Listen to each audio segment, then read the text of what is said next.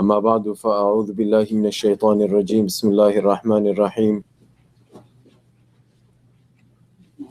لقد رضي الله عن المؤمنين إذ يبايعونك تحت الشجرة لقد تاب الله على النبي والمهاجرين والأنصار الذين اتبعوه في ساعة العسرة من بعد ما كاد يزيغ قلوب فريق منهم ثم تاب عليهم إنه بهم رؤوف رحيم لا تجد قوما يؤمنون بالله واليوم الآخر يوادون من حاد الله ورسوله ولو كانوا آباءهم أو أبناءهم أو إخوانهم أو عشيرتهم أولئك كتب في قلوبهم الإيمان وأيدهم بروح منه ويدخلهم جنات تجري من تحتها الأنهار خالدين فيها رضي الله عنهم ورضوا عنه أولئك حزب الله ألا إن حزب الله هم المفلحون.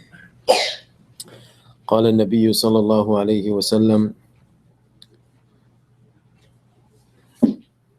ما أوحي إلي أن أجمع المال وأن أكون من التاجرين ولكن أوحي إلي أن سبح بحمد ربك وكن من الساجدين وأعبد ربك حتى يأتيك اليقين أو كما قال صلى الله عليه وسلم. السلام عليكم ورحمة الله وبركاته. I don't know how many of us may have heard in the past that where there's water, you can't make tayammum. Tayammum is a substitute for water. It's a method that people use to attain purity in the absence of water. If there's no water, God forbid, if you ever run into a situation in your life where you don't have water and for a certain radius of miles there's no water, then you're allowed. Sharia permits you to make tayammum. But as soon as the water comes back, your tayammum is no longer valid. So long as there's big personalities amongst us, there was no reason for us to be called to be speaking in front of you. That's the point that I'm trying to make.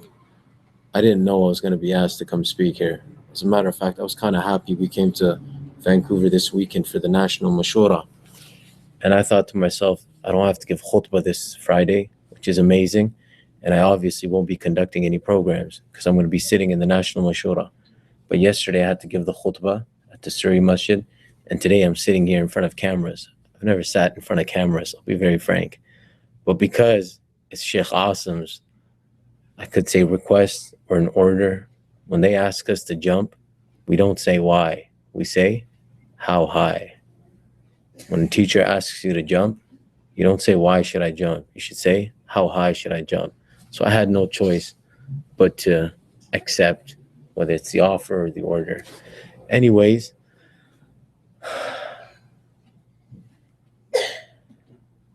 there are a few little stories, very small, short stories in which there's tremendous management lessons. I was thinking prior to seeing these cameras, I could have mentioned some other things as well, but now that everything's, mashallah, so I'm just trying to filter what I'm going to say and what I'm not going to say. But I think I'll just get straight to the theme of the discussion. When a person tells you that he has money, though this person only has 10 cents isn't much. But if a person possessing this 10 cents tells you that he has money, is he lying?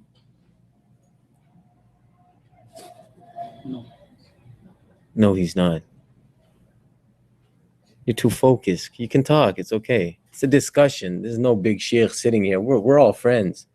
You're Sheikh Asim's student. I'm Sheikh Asim's student. So if this person has 10 cents and he tells you that he has money, he does have money. Though unfortunately, in this day and age, 10 cents is of almost no significance at all.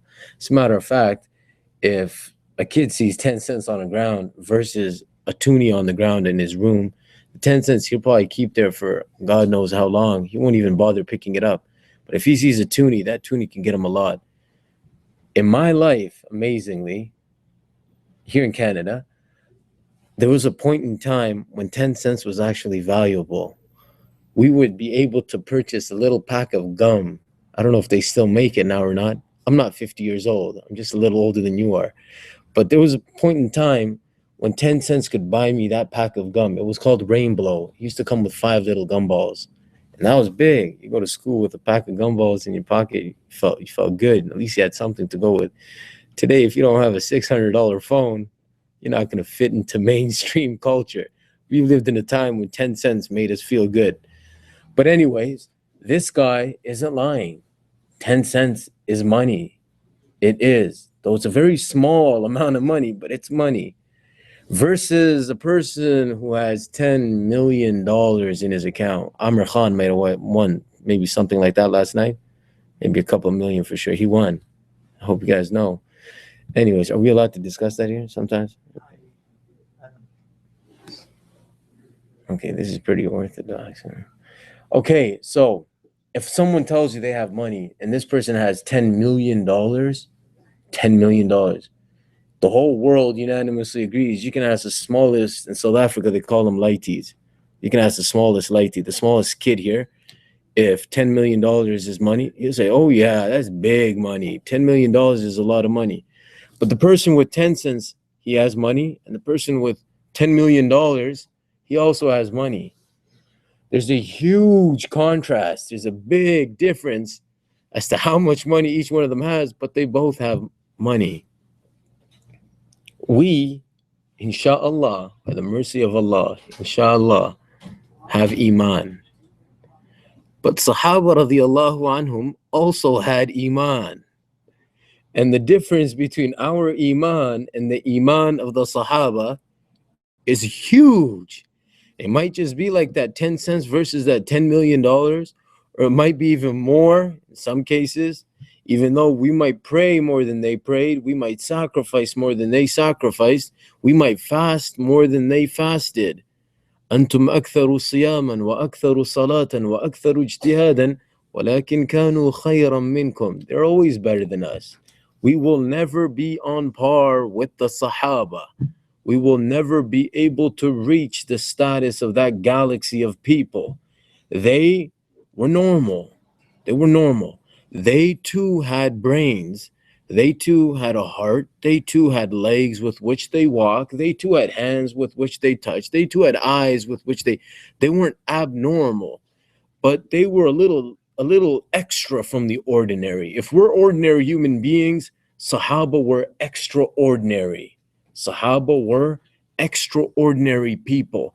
What Allah had blessed them with after the advent of Islam, after Allah subhanahu wa ta'ala blessed them with the gift of Iman, what Allah had blessed them with, the faculties with which they perceive, they fathom, they understand, they comprehended, these faculties were used in the right direction. We have the same. Every one of us here has a brain. Well, I hope we do. Every one of us here has a heart.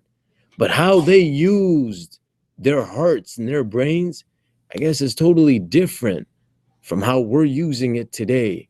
Because we might be numbered 2 billion, but we'll never be able to cause such favorable conditions come down from the skies from Allah subhanahu wa ta'ala. What 313 of them could have done. Does this make sense?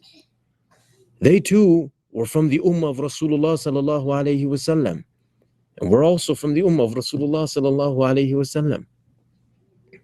But what they had, it was used differently from what we have. They used it. Whether we use it or not is one question. And where do we use it? Where do we invest it is another question. The earth has crops. It has so much to give as long as it's cultivated. The land is fertile. If it is a fertile land, it has so much to give. Sahaba had to give and they gave. Of course, no doubt there was a time when they were backwards. They were bewildered. They were derailed. They had no chemistry in life. They were the most, they had absolutely no direction in life. These people were lost. They were a savage nation.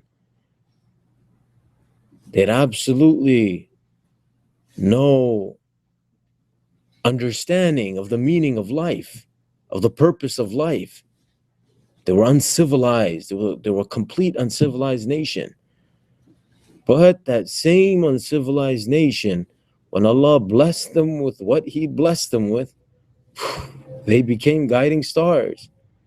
They became amazing leaders and role models and mentors and ministers and commanders and what have you. The poet in Urdu says, "Jo lort aaye to kuch kehna nahi, pas dekhna unhe gaur se, jini manzilon pe khabar hui ki rasta koi aur tha." These people, they made a U-turn. They came. Wow. Ain't nobody in the world made that U-turn, which the Sahaba radiyallahu anhum made. They went from being the dogs of the Arabian desert to the greatest galaxy of people after the Anbiya alayhimu salatu wasalam. We should aspire to become like them. I don't know, on the West Coast, who the kids look up to, what pop stars or what celebrities or what athletes. But I know on the East Coast, we look up to a lot of different types of people. That's one place where our youth go. I don't know if this is not so melodious to you, but that's where we go wrong.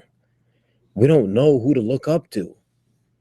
We haven't read the lives of these illustrious companions of the Holy Prophet sallallahu alaihi wasallam. And every single one of them was amazing. You can't go wrong. It wasn't a class of students where one is good and one is studious and one is a teacher's pet and the other one's off. The other one couldn't care less about his studies. No, they were one galaxy. كُلًّا وَعَدَ اللَّهُ الْحُسْنَى. They were all praiseworthy. Every single one of them. We have to aspire to become like these people. Then our values will change. Our focus will change. What we desire for, what we aspire to become, and our dreams and our goals and ambitions will make a drastic change. They won't be the same. We going to school won't be the same as everyone else that goes to school with us. Our manner of walking and talking, and like I said, respect our teachers and parents and our elders, and our love and affection for our youngsters, and our desire to please Allah in every single moment of our lives, and our awareness that Allah is there and Allah is watching and Allah is listening, and that nothing is hidden from Allah, and every word that we utter, there's somebody that's recording it. مَا يَلْفِظُ مِنْ قَوْلٍ إِلَّا لَدَيْهِ رَقِيبٌ عَتِيدٌ كراما كاتبين يعلمون ما تفعلون وحصل ما في الصدور.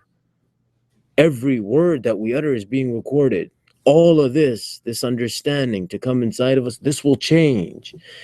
And the want to do everything and anything only to seek the pleasure of Allah subhanahu wa ta'ala alone, this will change. And the manner in which we perform our salah, it won't just be a mere up, down, kiss the ground, out of town salah. No. With those same 2 rakah, we'll be able to draw from the treasures of Allah. We'll find solutions to our problems via our salah. And yes, salah will become the coolness of our eyes. It isn't impossible. We've lost focus in our salah. All of this will change when our aspirations to become like a certain group of people will change. Look up to the Sahaba radiyallahu anhum, you won't go wrong. Our desire to be able to sacrifice something for the deen, a little bit of my time to the masjid, a little bit of, perhaps my wealth to Allah subhanahu wa ta'ala. All of this will change when we start looking into the lives of these illustrious companions, Sahaba, the Sahaba of Rasulullah sallallahu alayhi wasallam. I brought all this introduction before you just so that I could perhaps share with you very briefly. I didn't know about this gathering, and like I said, these cameras, and I thought, man, it was going to be another, quote unquote, tablighi, we just sit down, a little bit of 6 qualities. But anyways, I brought all this before you just to share with you a little bit, a very tiny percentage of the life of one of these companions, only one of them, a very great one, though every single one of them was great, but namely one of them. That Sa'ad bin Abi Waqqas radiyallahu anhu. Now this Sahabi has many accolades to his name. He's got many virtues or many merits. He was a very great companion. And that Sa'ad bin Abi Waqqas radiyallahu anhu, in case we don't know, he was not only a companion of Rasulullah sallallahu alayhi wasallam, which in itself is a very, very great position or a great post. He, along with being the companion of Rasulullah sallallahu alayhi wasallam, is also amongst those 10 companions who were guaranteed Jannah by Rasulullah sallallahu alayhi wasallam. Perhaps in one gathering in which Rasulullah sallallahu alayhi wasallam said, Abu Bakr fil Jannah, wa Umar fil Jannah, Uthman fil Jannah, Ali fil Jannah, Abdurrahman ibn Auf fil Jannah, Sa'ad bin Abi Waqqas fil Jannah, Abu Ubaidah ibn al-Jarrah fil Jannah, Talha ibn Ubaidillah fil Jannah, Zubair ibn al-Awwam fil Jannah, and Sa'id ibn Zayd fil Jannah. So all of these 10 in one gathering, they were already given the key to paradise. He is amongst them. Hazrat Sa'ad bin Abi Waqqas radiyallahu anhu. And in his book, Al-Rijal Hawla al-Rasul, Khalid Muhammad Khalid writes that Hazrat Sa'ad radiyallahu anhu says, I had seen a time or a day in my life when I was perhaps the third Muslim in Islam. Hazrat Abu Bakr radiyallahu anhu accepted Islam, and immediately after he had accepted Islam, the worry, the concern, the restlessness of nubuwwah, of prophethood, had been transferred into him by Rasulullah sallallahu alayhi wasallam.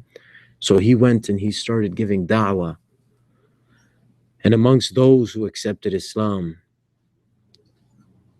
the very first batch, the vanguards of Islam, as-sabiqeen al-awwalin min al-muhajirin wal-ansar, amongst them, there was Uthman radiyallahu anhu.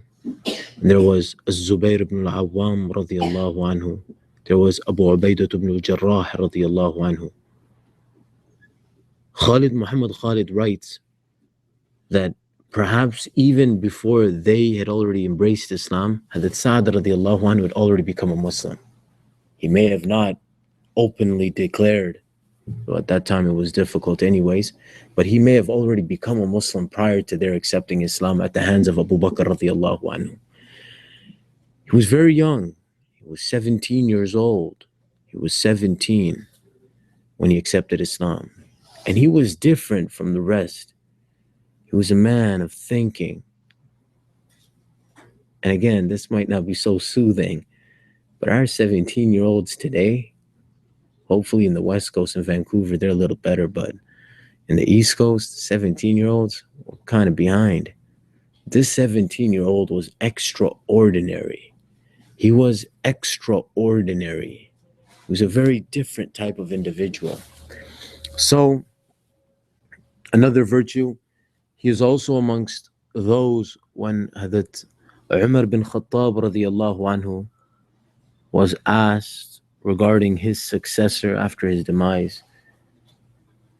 Hazrat Umar radiyallahu anhu had also mentioned the name of Sa'ad bin Abi Waqqas radiyallahu anhu to be included amongst those from whom the counsel should be taken, mashura should be taken in regards to the successor after Umar bin Khattab radiyallahu anhu.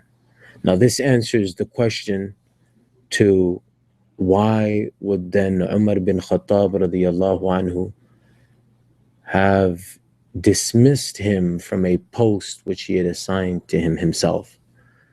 It wasn't because he couldn't do justice. To start with, the decision made by Umar bin Khattab radiyallahu anhu was no ordinary decision, like Ali radiyallahu anhu would say, Inna sakinata tanzilu ala lisani Umar. However, on one occasion, the people of Kufa, and Kufa is a city which was literally built by Sa'ad bin Abi Waqqas radiyallahu anhu himself. Hazrat Umar radiyallahu anhu had dispatched him as the governor of Kufa, Hazrat Sa'ad bin Abi Waqqas radiyallahu anhu.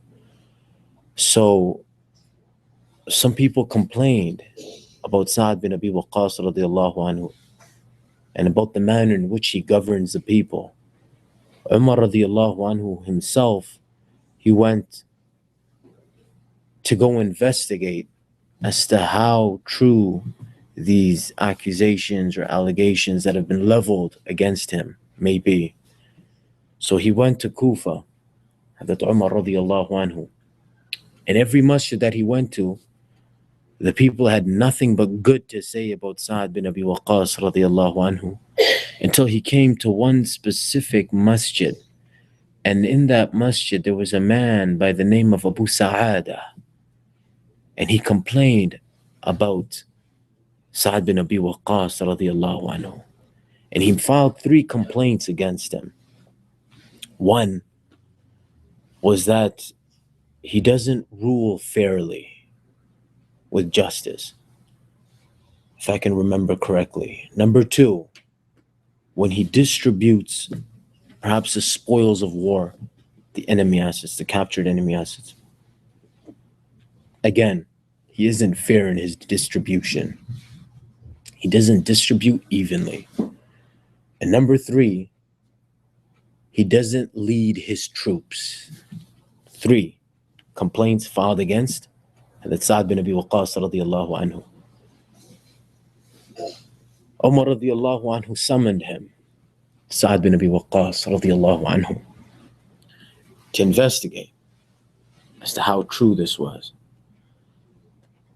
Before he was summoned, Sa'ad bin Abi Waqqas radiallahu anhu told himself, he made this dua. He says, "Oh Allah, as this man has filed 3 against me, he has leveled 3 accusations against me.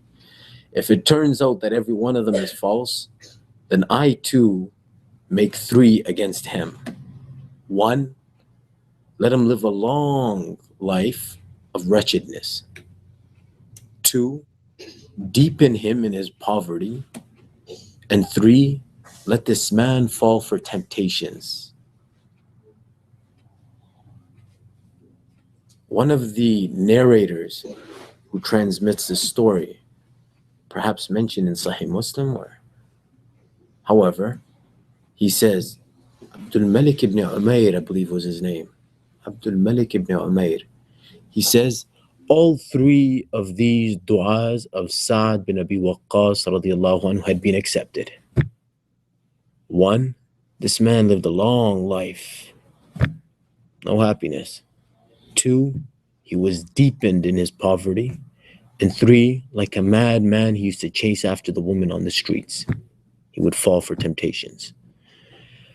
This dua of Sa'ad radiallahu anhu, which was accepted, it was actually the result of a dua which was made by Rasulullah sallallahu alayhi wasallam for Sa'ad bin Abi Waqqas radiallahu anhu.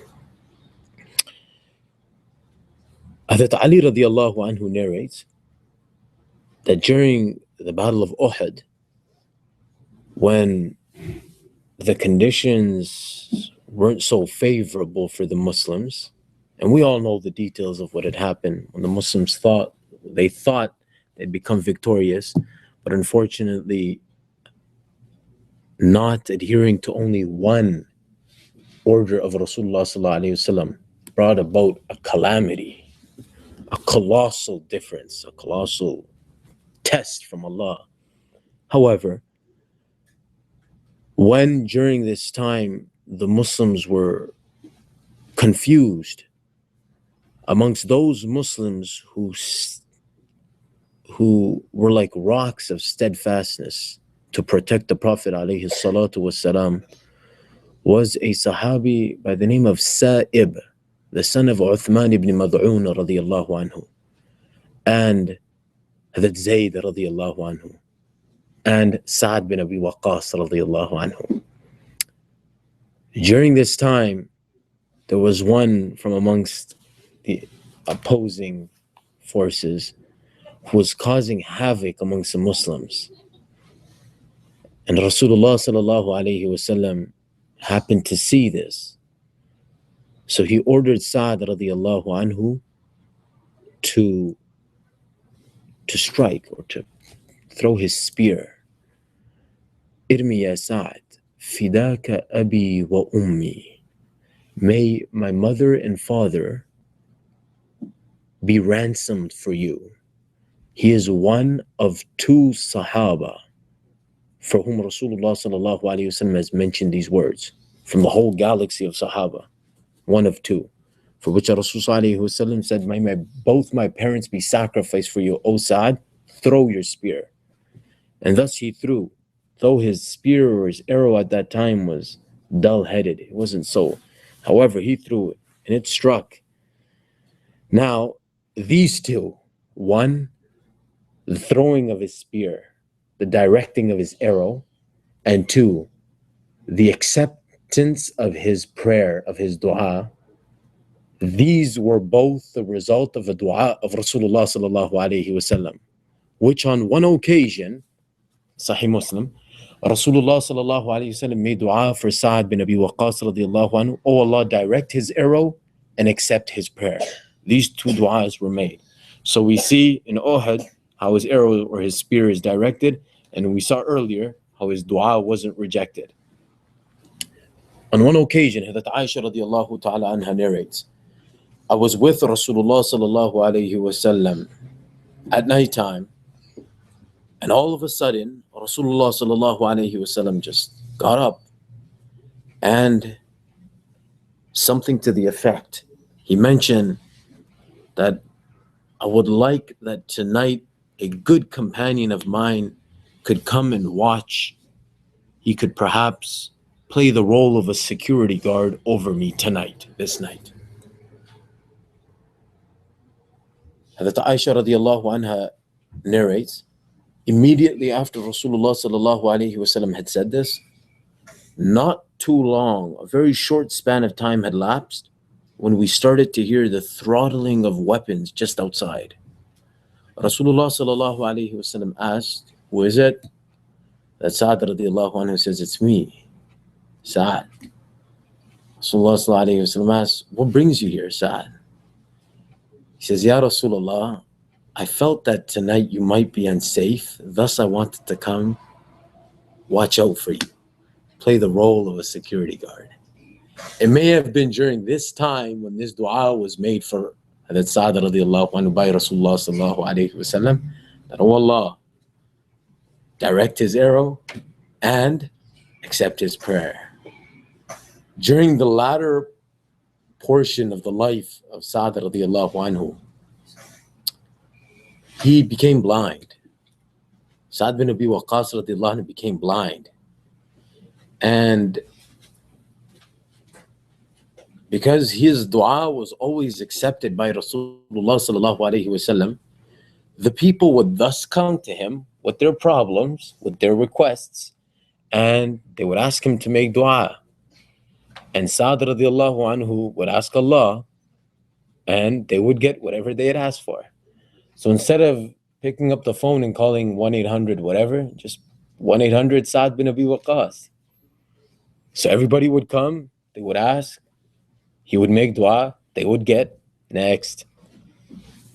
Now one man came one day. So Sa'ad radiallahu anhu asked him, yes, what would you like? He goes, no. I'm not here to ask you to make dua for me. I'm here to try to clear something, this misconception. He says, go ahead. He says, تَدْعُوا لِهَذَا وَتَدْعُوا لِهَذَا. This man comes to you, you pray for him, you ask Allah, your prayer is accepted, it's never rejected, he gets what he needs or wants. This guy comes to you, the next person comes, and everybody that comes and stands in line and asks of you whatever they need, you ask Allah, you intercede, or you ask Allah subhanahu wa ta'ala, and Allah accepts your prayer and they get whatever they needed, whatever they wanted. What I don't seem to understand, O Sa'ad, that you being a blind man, why don't you ask Allah for yourself? You're asking for everybody else, why don't you ask Allah to give you your eyesight back? Now, because this galaxy of people was, I don't know what word describes them, they were definitely extraordinary. The manner in which you replied to this individual, it might just take you a whole lifetime to be able to digest this statement. That Sa'ad radiallahu anhu says, قَضَاءُ اللَّهِ أَحْسَنَ إِلَيَّ مِنْ رَدِّ بَصَرِي. The fact that Allah has made me blind, and this is the decree, this is the divine predestination, this is what Allah is happy with, this is what Allah has decided for me to be blind, this is more beloved to me than my eyesight coming back. So somebody with 10 cents has money, but somebody with $10 million also has money. Somebody with Iman in this day and age has Iman. That Sa'd bin Abi Waqqas radiyallahu anhu was also a man of Iman. When we aspire to look up to these people, to become like these people, things will change.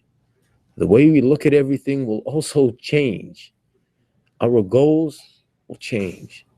This is why every one of us should make it a habit of reading from the lives of these people. If we wish to read stories to our kids, read stories of the Sahaba radiyallahu anhum. A father, perhaps a doctor, from the moment this child has understanding, he's always talking to this child about becoming a doctor, and some of the world's greatest doctors and how much doctors make and what status and posts and positions and respect and honor they have in the society, and everything for this kid revolves around medicine, because that father really wants this child to aspire to become a doctor. For engineers, it might just be the same. When we share with our kids stories about the Sahaba radiyallahu anhum from a very, very young age, from a very tender age, then perhaps our children will also aspire to become like Sa'd bin Abi Waqqas radiyallahu anhu. Our children, our daughters, will perhaps also have dreams of becoming Aisha Siddiqa radiyallahu anha. And our young ones, Abdullah bin Abbas radiyallahu anhu. Realistically, many kids don't have a clue. I mean, I'll be very honest with you. We go to houses, we knock on people's doors. They call it gush, they call it jawla, you want to call it whatever you want to call it. We do this stuff by the mercy of Allah. Allah allows us to do this. And we see the situation of some of the people, and it's mind-boggling. I mean, you can ask one of these kids that comes to open the door for you, realistically, and these aren't myths that I've heard from my father and he heard it from him. I'm telling you, I'm very young, but I have a very tiny bit of experience. I've come across people almost my age who literally would not know the likes of Abu Bakr as-Siddiq radiyallahu anhu or Umar ibn al-Khattab radiyallahu anhu. This is sad. This is extremely sad. How is this person going to grow up hoping to become like, well, he has no clue. Who's that? What was that? So those of us who have kids, we should also hope that our kids become like those who've already left this world, the likes of which we'll never see. أولئك آبائي فجئني بمثلهم إذا جمعتنا يا جديد المجامع. The world will just never see people like that again.